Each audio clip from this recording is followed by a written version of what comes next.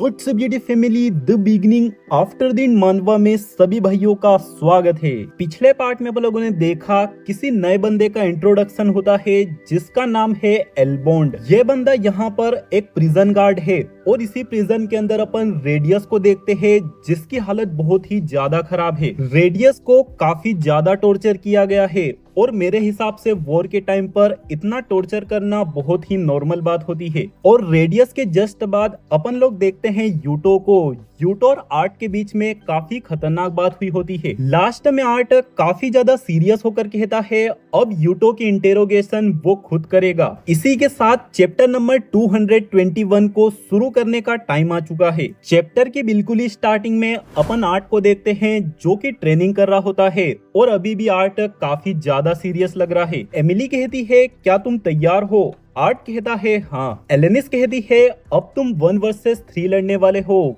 Water और ice element का इस्तेमाल करना मना है। ऐसा सुनते ही आर्ट विंड एलिमेंट का इस्तेमाल करता है और बहुत तेजी से हेस्टर के ऊपर हमला कर देता है। हेस्टर इस अटैक को डॉज करने की कोशिश करती है लेकिन आर्ट फटाक से हेस्टर का हाथ पकड़ लेता है। आर्ट अपने मन में कहता है मैं एक अकेले अपोनेंट के ऊपर अपना ज्यादा टाइम वेस्ट नहीं कर सकता। ऐसा कहते हुए आर्ट हेस्टर को घुमा देता है और उसके मुंह पर एक पावरफुल पंच करने वाला होता है लेकिन तभी पीछे से कैथलीन आर्ट के हाथों पैरों को बर्फ से जमा देती है जिससे कि हेस्टर बचकर भाग जाती है। तुरंत आर्ट फायर एलिमेंट का इस्तेमाल करता है और अपने आप को बचा लेता है और कैथलीन के पैर को अर्थ एलिमेंट से फंसा देता है। कैथलीन अपने आप को आइस एलिमेंट की मदद से बचाने की कोशिश करती है लेकिन तब तक तो आर्ट कैथलीन के पास पहुंच चुका होता है। आर्ट एक तगड़ा पंच तैयार कर लेता है और अपने मन में कहता है इसके पास लाइफलाइन आर्टिफैक्ट है तो इसे कोई भी प्रॉब्लम नहीं होगी। वैसे भी अगर तुम वॉर के बीच में हो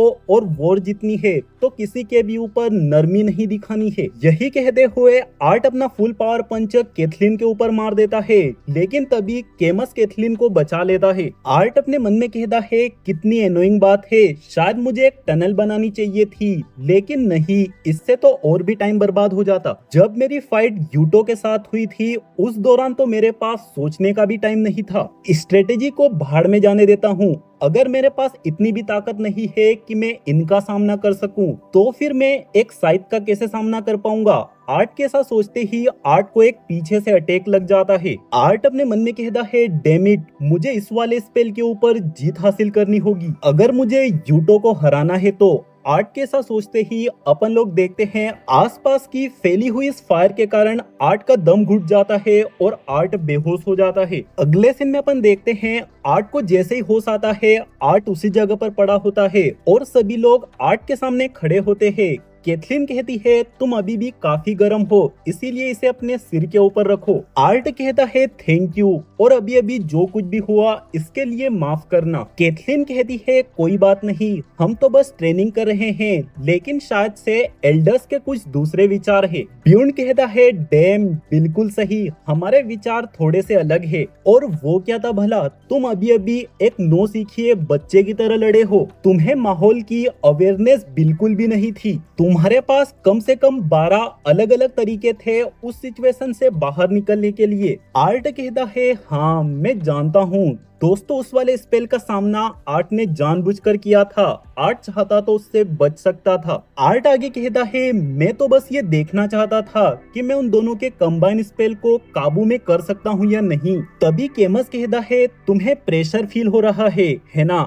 आर्ट इस बात का कोई जवाब नहीं देता और अपने मन में कहता है सभी लोगों के लिए मैं सिंपली एक यंग प्रोडिजी हूँ लेकिन मेरे पास पुरानी लाइफ की मेमोरीज और इंफॉर्मेशन है एक किंग की तरह। केमस ने जो बात कही है अगर मैं इसे मानता हूँ तो मेरी एडवांटेज के बावजूद भी मैं कमजोर हूँ। ऐसा सोचते हुए आर्ट सभी लोगों से कहता है अगर मैं इतना भी ताकतवर नहीं हूँ कि एक सिंपल कॉम्बिनेशन स्पेल के ऊपर काबू पा सकूं तो फिर भला मैं बचे हुए रिटेनर्स और साइड का कैसे सामना कर सकता हूँ, मैं डिकेथिन को कैसे प्रोटेक्ट कर पाऊंगा। दोस्तों इस वाली बात से अभी अभी मुझे एक बात रियलाइज हुई है। पिछले चैप्टर में आर्ट यूटो से बात करते हुए अचानक से ही काफी ज्यादा सीरियस हो जाता है। उस टाइम पर मैंने सोचा आर्ट खामखा ओवर रिएक्ट कर रहा है जबकि वहाँ पर तो यूटो के लिए ज्यादा दुख की बात है क्योंकि उस बंदे को पता ही नहीं है कि वो कैसे हारा है। लेकिन आर्ट की अभी वाली बात से मुझे ये रियलाइज हुआ है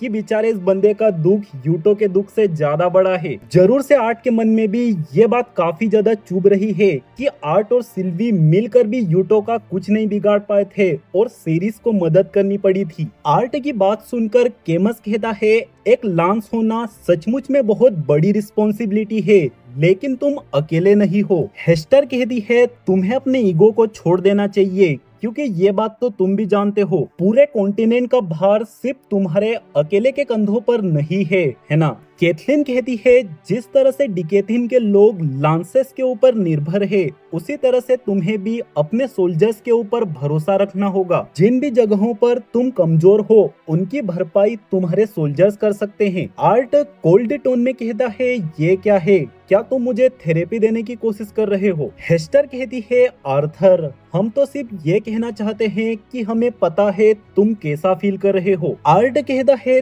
तुम में से कोई नहीं, किसी ने भी नहीं एक साइथ को आमने सामने देखा है। तुमने तो एक रिटेनर तक को नहीं देखा है। तुम में से किसी को भी नहीं पता है कि हमारा सामना किन लोगों के साथ है। ये वाली वॉर इंसानों, एल्व्स और ड्वार्फ्स की वॉर से पूरी तरह से अलग है। असुरास तक व्रिट्रा के कारण से चिंता में है, और ऐसा कहते ही आर्ट अचानक से चिल्लाकर कहता है, मैं अपने सोल्जर्स पर कैसे भरोसा कर सकता हूँ, जबकि मैं खुद मुश्किल से जिंदा बच के आया हूँ। मैं इस बात को कैसे हल्के में ले सकता हूँ, जबकि मुझे पूरी तरह से पता है हमारे लोग किस खतरे में है। आर्ट के गुस्से को देखकर एली आर्ट को शांत करने की कोशिश करती है, लेकिन आर्ट काफी कोल्ड तरीके से यहाँ से चला जाता है। कैथलीन हैरान होकर कहती है, मुझे तो लगा था आर्थर ने रिटेनर को आसानी से हराया है। हेस्टर लाइट टोन में कहती है, शायद मैंने कुछ सेंसिटिव बात कह दी है ना। ब्यून कहता है, ना, मुझे नहीं लगता कि ये बात है,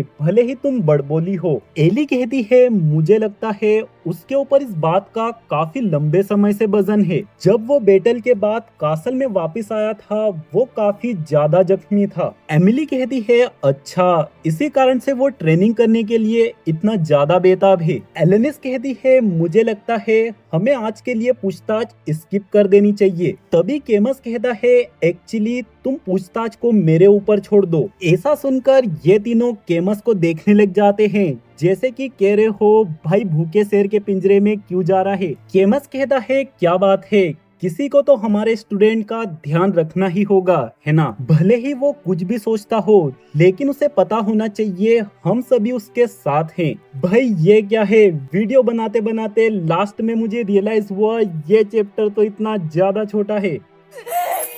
इस बार तो मुझे खुद ही कहना पड़ेगा, भाई ये तो शुरू होते के साथ ही खत्म हो गया। बड़े ही दुख के साथ मैं अपने भाइयों से कहना चाहता हूँ, टिबेट की टीम की तरफ से मैं शर्मिंदा हो चुका हूँ। खैर दोस्तों, ज्यादा नहीं, सिर्फ 70 साल और वेट कर लो, मैं सैटरडे के दिन अगला वीडियो ले आऊंगा। और रही बात लॉर्ड ऑफ द मिस्ट्रीज के थर्ड पार्ट की, तो उसका वीडियो मैं बहुत ही जल्द 1-2 दिन में ले आऊंगा। सारे भाई लोग बेसब्री से इंतजार करते रहना। मिलते हैं बहुत ही जल्द अगले धमाकेदार वीडियो में।